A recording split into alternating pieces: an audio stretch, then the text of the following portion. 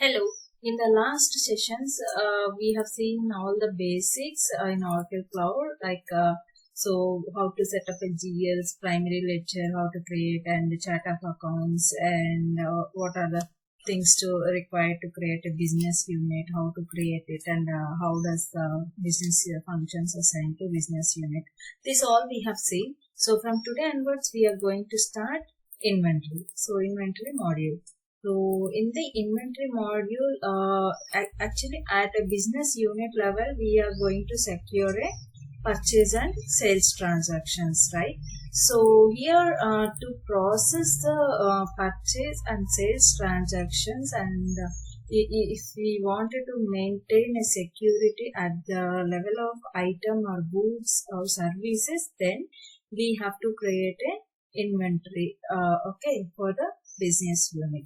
So in earlier videos, we have created a business unit called BestTechLearn cars. This is the business unit that we have created, right? So under this, now we are going to create a organizations like, let's say for example, New York City and California and Chicago, okay?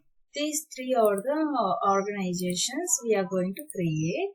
So for this, you have to understand the concept like, here we have to understand master and member structure. So based on that only we can process the inventory transactions. So for that, I will tell you like only one inventory organization can be assigned to a business unit, okay, one business unit. But in case of from one business unit, you can process a multiple sales and transaction process for multiple organizations. You try to understand the concept here, okay. So only one inventory organization, which means that this New York City organization can be assigned to a business unit BestTechLearn cars like as a master, okay. But at level, if you understand my second point, from one business unit you can process multiple sales and transactions, which means under New York City, California, Chicago, these all, right? Under this, how many sales and purchase transactions were there, which are related to different organizations, right? So those all we can process at a single business unit level, okay. So this is the main concept. So only one master should be there, and remaining should be like a members, okay. These California and Chicago should be like a members, okay. And you here the another point is a master cannot be a member for another inventory organization, okay. So let's say here one more city I will take it as Texas, okay. So here let's say the master, this is a master, right? This should not be like, I mean this Texas we cannot define it as a member, okay, which means that the relationship can be master and member, that's it. It should be like a member, but it should not be like a master. If it is like master and member, like that only it should have. It should not like master, I mean parent, child, grandchild, like that the relationship won't work, okay. So that is the reason. So master can, so let's say for example this California, again we cannot define it as a master because only one master we have to define under business unit. So for this master you can define as a members like California, Chicago and Texas, okay. So this again, this Texas cannot be a member for the, this Texas cannot be another master which should be for New York City, okay, because it is already defined a master. So again the another master cannot be a member for the New York City. Okay, this also should be a member. Like that you have to define. Okay, so I hope you understood this concept right now. If master can be a physical or virtual organization, it depends on the business requirement. So this master can be a physical or virtual. Okay, so if the master is physical, then you can process a material transaction. Let's say, one second. See what I said. If the master can be a physical or master can be a physical or it can be a virtual. Okay, so if the master is a physical, then you can process only the material transactions. If it is a virtual,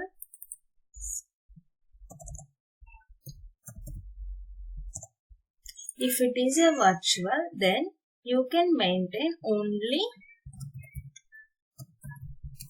item information. You can't process material transactions at the level of virtual. Okay, so if most of the distributed companies make master as a virtual, and most of the manufacturing companies make master as a physical. Okay, so this is what the introduction about the inventory, and here we have to define. If the virtual, then we have to define how it in inventory. How to define is, the one is you have to define item organization, and item organization means, which means that master as a virtual.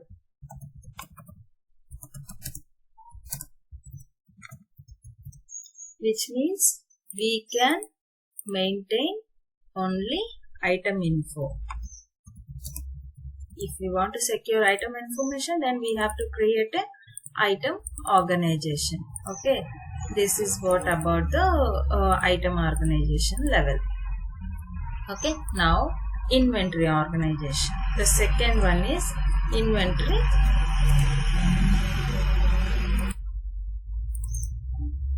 organization.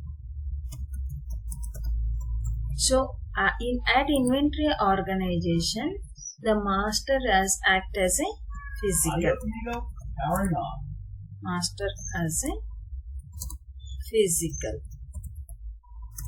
So at inventory organization, the master as a physical we have to define. Okay, and which will secure what? Material and material transaction, both. Material and material transaction, both we will secure. If the item organization is a member, if we define it as a member, then you have to member as a physical. Okay, physical. Then at this level, okay,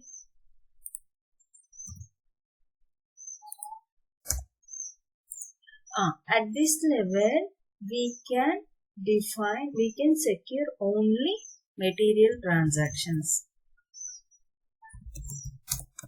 Material transactions only we can secure. So there are, sorry, here not a item organization. It will be like an inventory organization. Okay, so here these 3 points are mandatory. You try to understand. So at item organization level, if you see, so you make sure that these 3 points are important if you are going through the inventory. Okay, so at item organization, if we want to define a material information, then the master as a virtual and item organization. If it is inventory organization, then the material and material transaction, if we want to process, and it should be stored as a physical, master should be stored as a physical, then we have to create an inventory organization. Okay, the same way for material transaction. Okay, so these are the three mandatory points. You have to understand clearly the points. So before you create your item organization or your inventory organization, we have to define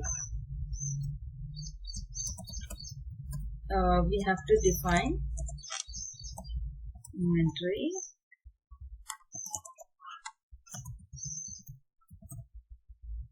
We have to define first step is facility shifts, and the second one is we have to define workday pattern, and the third one is we have to define schedules. Okay, so before going for creating item and inventory organizations, we have to define these three. Okay, so about these three steps, the practicals we'll see in the next video. I hope you understood well. If you are visiting my channel for the first time, please do subscribe and also comment on my video. Thank you so much.